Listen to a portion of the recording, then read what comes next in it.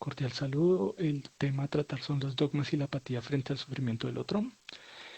Creo que el presente tema tiene relevancia para la antropología filosófica, pues la pregunta por el ser humano nos ha llevado a una problematización de su esencia. Y la naturaleza humana está en el centro de la discusión cuando aparece el dogma, porque creo que este solo es posible desde posturas esencialistas, es decir, desde el así siempre ha sido, así debe ser, así debe seguir siendo.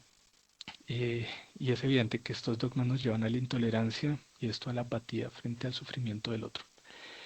En este contexto quería ver la relación entre una concepción individualista del hombre, una axiología en decadencia y la tecnología como catalizador de estos malestares, analizando esto especialmente en el contexto de la política colombiana, pero viendo también de reojo lo que está pasando en la Franja de Gaza.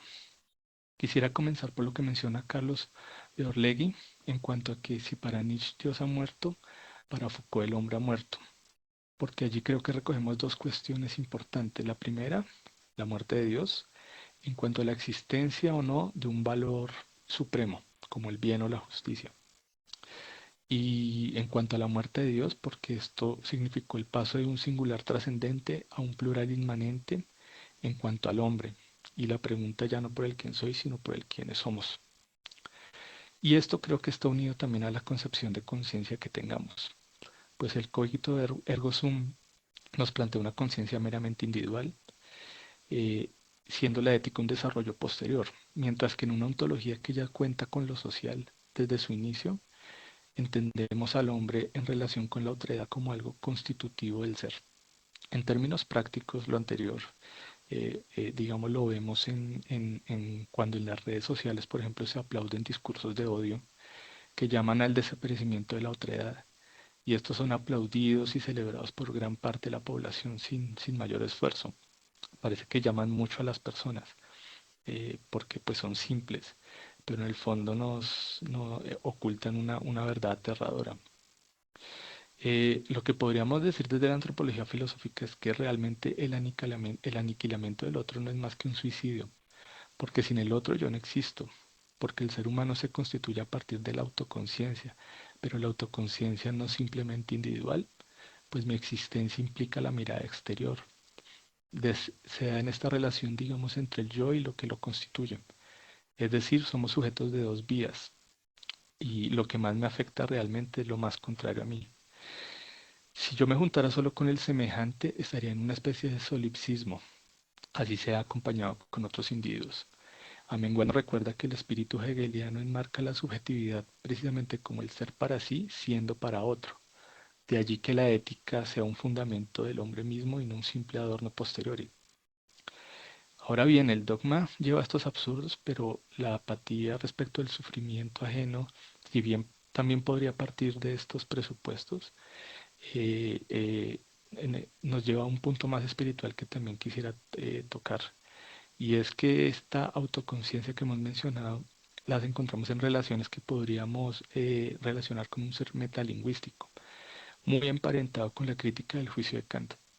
En este espacio, que podría ser un poco más artístico y más libre, creo que es donde surge la verdadera empatía, porque no requiero conocer al otro, incluso simplemente una buena actuación, una buena obra de arte, un buen libro, me puede llevar al conocimiento inmediato de lo que el otro está intentando decir o de lo que está sintiendo, como cuando vemos a una madre llorar y inmediatamente sentimos su llanto y terminamos llorando también. Es como una pertenencia al género humano y es como una forma en que la divinidad nos toca a todos.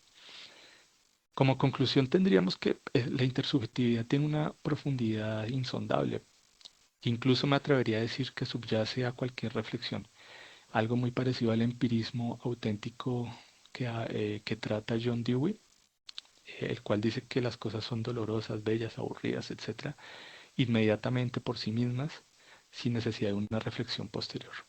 Y creo que la otredad me refleja esto también de manera inmediata, solo que a veces no lo queremos ver. La dimensión absoluta que trata Armando Robles también me parece importante porque es una dimensión biológica y allí está enmarcada la espiritualidad, pues de esto depende nuestra supervivencia también.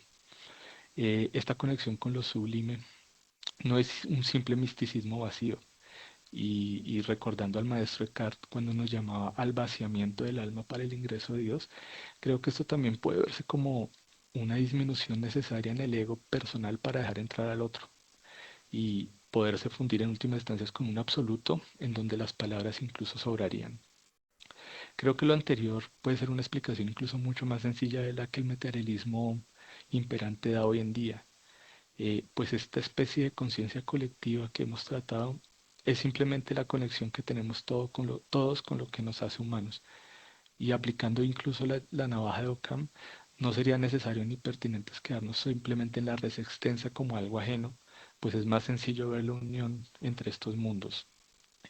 Problema que el cientificismo moderno solo empeora y creo que en ese sentido la ciencia también llevada hasta ser un dogma, pues nos aleja de esta realidad.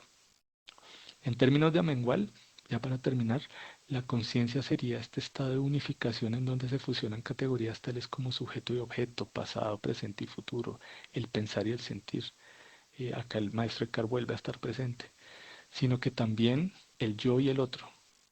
Luego cualquier dogma y esta apatía que hoy en día siente el mundo por un genocidio televisado serían últimas en mi forma de ver una falta de autoconciencia teniendo en cuenta que esta implica también una relación con el mundo como sujetos que afectan y son afectados y que el ser no existe en soledad. Bueno, muchas gracias por la atención.